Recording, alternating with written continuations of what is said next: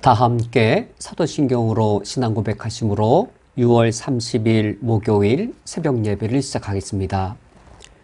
전능하사 천지를 만드신 하나님 아버지를 내가 믿사오며 그 외아들 우리 주 예수 그리스도를 믿사오니 이는 성령으로 잉태하사 동정녀 마리아에게 나시고 본디오 빌라도에게 고난을 받으사 십자가에 못 박혀 죽으시고 장사한 지 사흘 만에 죽은 자 가운데에서 다시 살아나시며 하늘에 오르사 전능하신 하나님 우편에 앉아 계시다가 저리로서 산자와 죽은 자를 심판하러 오시리라. 성령을 믿사오며 거룩한 공회와 성도가 서로 교통하는 것과 죄를 사하여 주시는 것과 몸이 다시 사는 것과 영원히 사는 것을 믿사옵나이다. 아멘. 하나님 아버지시여, 나를 예수 그리스도의 보혈로 구원하시어 하늘 백성 삼아 주셨사오니 오늘 이 땅을 살아갈 때에 하나님의 나라를 먼저 구하며 주의 백성으로 살게 해 주옵소서. 예수 그리스도의 이름으로 기도합니다. 아멘. 오늘 성경 말씀은 신약성경 마태복음 18장 15절부터 17절까지의 말씀입니다. 오늘 성경 말씀을 제가 봉독해 드리겠습니다. 내 형제가 죄를 범하거든 가서 너와 그 사람과만 상대하여 권고하라. 만일 들으면 내가 내 형제를 얻은 것이요 만일 듣지 않거든 한두 사람을 데리고 가서 두세 증인의 입으로 말마다 확증하게 하라. 만일 그들의 말도 듣지 않거든 교회에 말하고 교회의 말도 듣지 않거든 이방인과 세리와 같이 여기라. 아멘. 우리 교회 공동체 안에 다양한 일들이 일어나기도 하고 또 여러 가지 어려움들이 닥치기도 합니다. 때로는 교회 재정이 부족할 때도 있고 또 때로는 우리 교회 능력으로는 버거운 사역을 우리가 맡아야만 할 때도 있습니다. 때로는 우리 교회 동역자의 숫자가 부족한 경우도 있습니다. 그런데 이러한 경우들은 모두 우리 교회의 본질을 위협하는 문제거리가 전혀 아닙니다. 우리가 넘어서야 할, 우리가 믿음으로 우리가 이겨나야 할 어떤 과제에 불과한 것이지 우리 교회의 교회됨을 위협하는 그런 문제는 전혀 아닙니다. 그러면 우리 교회의 교회됨을 위협하는 진정한 문제는 무엇인가? 교회의 진정한 위기, 교회를 위협하는 가장 이 위협적인 문제, 그것은 바로 교회 공동체 안에서 우리 형제들이 죄를 범하는 일입니다. 교회 안에서 세상적인 제약들이 노골적으로 행해지는 겁니다. 이것이야말로 교회의 교회됨을 가장 위협하는 그런 진정한 문제입니다. 물론 우리는 교회 재정이 또 교회 능력이 교회 인력이 부족하면 우리가 교회 사역을 못하기 때문에 이런 것들이 진정한 문제 아닌가? 교회에 일꾼도 많고 교회 재정도 많아야 교회 일을 할 수 있는데 이런 것들이 없다면 교회 일을 못함으로 이것이 진정한 문제가 아닌가? 아닙니다. 교회 재정, 교회 인력 우리가 있는 것만큼 하면 됩니다. 우리가 믿음으로 넘어서야 할 과제에 불과한 것이지 그것은 전혀 교회 본질에 대한 위협이 될 수 없습니다. 교회 본질에 대한 진정한 위협은 교회 안에 형제들이 무감각하게 죄를 범하는 겁니다. 세상적인 제약들이 교회 안에 관습처럼 또는 그냥 무감각하게 행해지는 일들, 이것이 바로 교회의 교회됨을 위협하는 가장 치명적인 문제가 됩니다. 바로 오늘 성경 말씀에서 우리 예수님께서 바로 이 문제를 다루고 계십니다. 우리가 오늘 읽은 15절 상반절에 예수님 이런 경우를 상정하시지요. 내 형제가 죄를 범하거든. 바로 이 공동체 안에 이 죄가 범해진 일입니다. 물론 예수님께서 오늘 본문에서 어떤 특정한 제약을 지목하지 않으셔서 이 죄는 넓은 의미의 이 죄에 해당되어집니다. 어쩌면 이 형제가 교회 밖에서 세상 사람들도 손가락질하는 심각한 죄를 범하면서도 교회 안에서는 교회 리더나 교회 중책을 맡고 있을 수도 있는 것이겠죠. 과연 그것을 우리는 눈 감아 봐도 되겠는가? 또는 어떤 한 형제가 교회의 일을 감당하면서 세상의 죄악된 방식을 그대로 도입하고 교회 안에서 여러 가지 죄악된 일들을 행하는 겁니다. 누군가는 칭찬하기 쉬워도 누군가의 죄악을 지적하는 일은 참 부담스럽죠. 그래서 눈 감아주는 일, 과연 그것이 가능한 일이겠는가? 또는 누가 범죄했다고 해서 그 사람을 심판대에 올려놓고 그 사람을 정죄하는 것, 그거 과연 합당하겠는가? 참으로 결코 쉽지 않은 일입니다. 오늘 성경 말씀을 보면 예수님께서 이 문제를 교회가 어떻게 해결해야 되는지를 가르쳐 주십니다. 이때 예수님의 가르침은 교회 공동체가 과연 본질적으로 어떤 공동체인지를 돌아보게 하십니다. 우리 교회 공동체, 본질적으로 어떤 공동체인가요? 우리 교회 공동체의 멤버가 만약 100명이라고 하면 이 100명의 공통점이 있습니다. 100명의 우리 교회 공동체 멤버 중에 몇 사람이나 죄사함을 받았겠는지요? 우리 교회 공동체 형제 중에 10%가 죄사함을 받았는지요? 30%가 죄사함을 받았겠는지요? 교회 공동체의 공통점은 모두가 죄사함을 받은 자들, 죄사함을 받은 자들의 공동체란 본질을 갖고 있습니다. 우리 모두는 다 죄사함을 받은 자들입니다. 죄사함을 받은 자들이 지금 우리 중에 누군가가 범죄했습니다. 죄사함을 받은 죄인은 지금 우리 중에 죄를 범한 죄인에 대해 어떤 태도를 취해야 하겠는지요? 나부터 먼저 죄사함을 받았습니다. 어느 정도의 심각한 죄를 졌냐면 작은 죄가 아니라 죽을 죄를 저질렀으나 예수님의 십자가 죽으심에 의해 죄사함을 받은 지극히 큰 죄를 용서함 받은 나입니다. 지극히 큰 죄를 용서함 받은 죄인이 바로 납니다. 이런 내가 십자가의 은혜를 기억할 때 범죄한 형제, 내가 어떤 태도로 어떤 의도를 가지고 어떤 목적을 품고 그를 대해야 되겠는가? 당연히 온유함의 태도로 형제를 대해야 마땅한 것이죠. 이것이 교회 공동체의 본질에 합당합니다. 한편으로는 이처럼 이 죄를 범한 형제에 대해 온유함으로 대해야 되겠지만 동시에 우리 그리스도인들이 동일하게 아는 것이 있습니다. 하나님께서 과연 죄를 가볍게 여기시는가? 죄의 문제 처리를 사소하게 여기셨는가? 예수님의 십자가를 바라볼 때에 하나님께서 죄를 얼마나 철두철미하게 다루셨고 엄중하게 다루셨고 하나님께서 진노를 쏟아 부으실 만큼 죄를 사소하게 여기시지 않으심을 우리가 알 수 있습니다. 그러므로 우리가 죄인에 대하여서는 온유함의 태도를 취하는 것이 교회 공동체 본질에 맞지만 그것이 십자가의 원리에 맞지만 동시에 십자가의 원리는 동시에 죄에 대하여 결코 사소하게 여기거나 대충 넘어가거나 이 죄의 문제를 작은 문제로 여기는 것 결코 용인하지 아니하시고 죄를 철저하고도 엄중하게 다뤄야 할 것을 동시에 우리에게 요구하십니다. 양자가 우리에게 다 있어야 되는 것이죠. 십자가를 볼 때 양자가 우리에게 다 있어야 하는 것인데 바로 그 사실이 15절, 16절, 17절에 등장하고 있습니다. 죄인에 대하여서는 예수님께서 우리에게 온유함으로 그를 징계할 것을 말씀하십니다.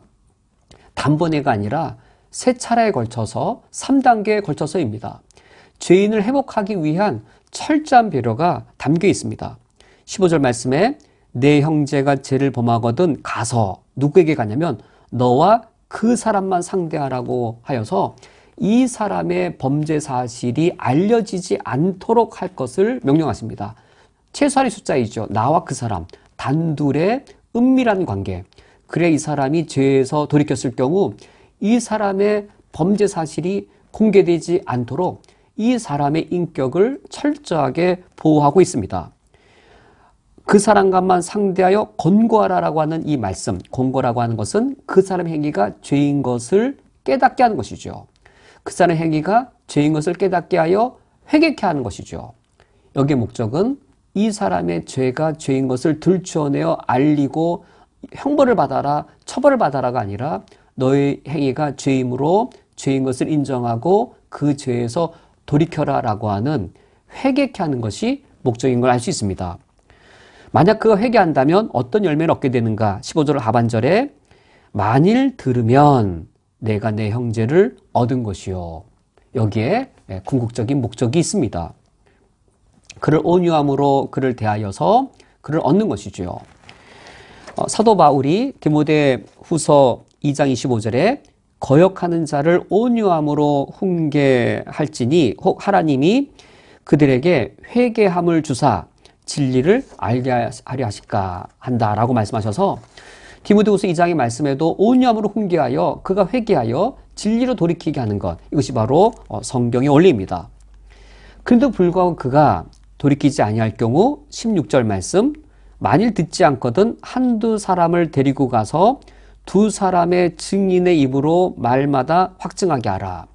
여기서의 목적도 죄인의 처벌이 아니라 이 죄인이 자신의 죄를 인정하고 돌이켜서 회개하는 것이죠. 진리로 멀어졌던 그가 다시 진리로 돌아오게 하는 것이죠. 그 사람을 얻는 것이 목적이 있고, 이때도 이 사람의 죄를 공개하는 것이 아니라 한두 명의 증인을 더 데리고 가고 두세 사람의 입으로 그 사람의 죄를 객관적으로 인정시켜서 회개케 하는 것에 증인을 데리고 가더라도 그의 이 범죄 사실을 지켜주고자 하는, 그에 대한 그를 지켜주고자 하는 노력이 지속되는 것을 알 수 있습니다. 그런데도 불구하고 그가 그의 죄를 인정하지 않는다면 17절 말씀에 만일 그들의 말도 듣지 않거든 교회에 말하라 라고 되어 있어서 이제는 교회 앞에서의 이 치리와 권징의 단계로 갈 것을 말씀하고 있습니다. 이때의 목적도 이 교회 공동체 앞에서 이 사람의 이 범죄 사실을 다루므로 여전히 그가 회개하여 돌이키게 하는 것에 목적이 있는 것이죠. 그런데도 안타깝게도 그가 자신의 죄를 인정하지 않는다면, 그래야 여전히 그가 범죄의 사실, 죄악된 사실에 계속 고집하고 있다면, 이를테면 세상적인 죄를 범하고도 세상 사람들이 손가락질하는 죄를 계속 범하면서도 교회 중책을 맡고 있는 그가 그의 죄 짓는 일을 끊겠다라고 그가 말하지 않는다면 어떻게 해야 되겠는가? 예수께서는 우리에게 그를 향해 치리와 권징을 행할 것을 말씀합니다. 17절 하반절 말씀에 교회의 말도 듣지 않거든 이방인과 세리와 같이 여기라 라고 말씀하십니다. 여기서 이방인과 세리와 같이 여기란 말은 그의 인격을 모독하라, 경멸하라, 무시하라 라는 말씀이 아니고 격언과도 같은 말이죠. 이방인과 세리, 유대인들이 거리를 둔 대상들입니다. 율법에 의해 이와 같은 대상과 가까이 하면 부정케 되었기 때문에 친밀한 교제를 전혀 하지 않고 거리를 두고 멀리하는 대상, 교제권으로 두지 않고 교제를 단절하는 대상을 말합니다. 왜 이러한 치리와 권징을 교회가 명령하는 것인가? 우리가 죄인이 돌이키도록 하기 위해 우리가 긍휼과 인자와 온유로 대해야 할 것이지만, 그러나 동시에 죄에 대하여 단호해야 하기 때문입니다. 교회 공동체가 죄악을 용납해서는 안 되기 때문입니다.